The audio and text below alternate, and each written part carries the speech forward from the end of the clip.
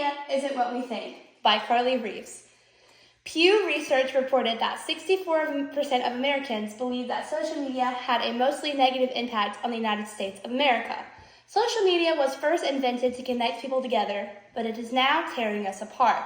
I am very passionate about this topic because I have seen it firsthand, as well as I am a social media user myself.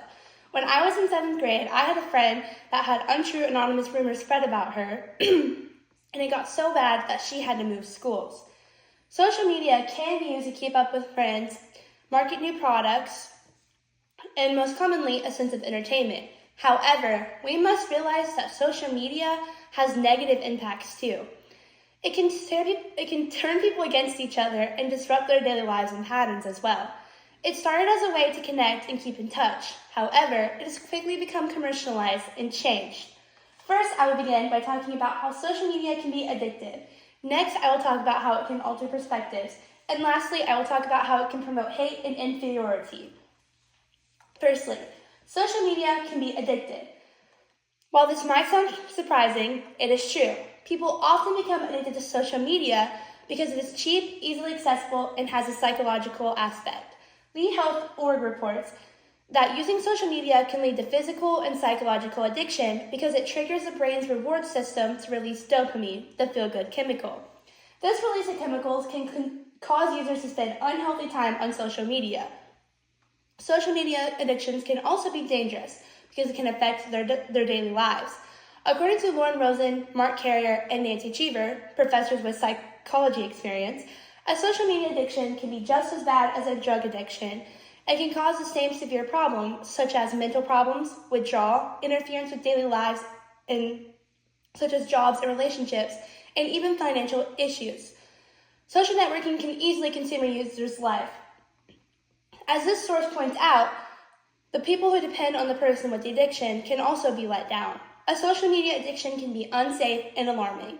Moreover, social media alters some people's perspectives because it is not a realistic representation of the world. With editing apps and only showing pictures that we look good in, the raw, natural part of the world is not represented.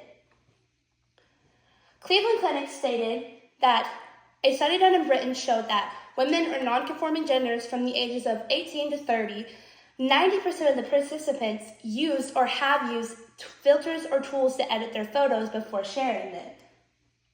90% is a huge number. This proves that real social media is not representative. Editing causes unrealistic expectations and can lead to feelings of disappointment in oneself or worse, body image problems. According to CNN Wire, social media apps such as Snapchat that have beauty filters can alter people's perspectives and make them think that they need to make unnecessary changes to their body. Body image problems should never be underestimated. They are a critical issue. Outside of a screen, life is not perfect. Additionally, social media is often a way to spread hate and insufficiency. Online hate has become popular and can be found virtually on every social media platform. According to Kane Foucher, a professor of media communications, all it takes is one click of a button and hate can be spread anonymously. People now associate their value with how others engage with their posts.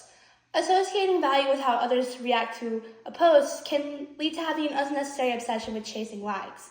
Instead of staying true and authentic, people often change their online identity to what is popular to get more likes.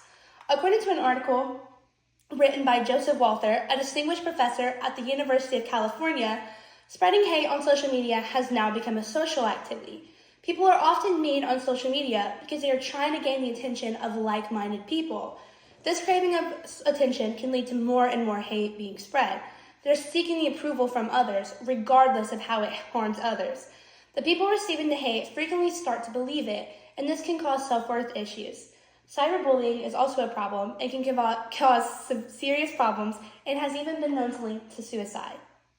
To summarize, social media has many dangers to society because it often causes addiction and interferes with people's lives.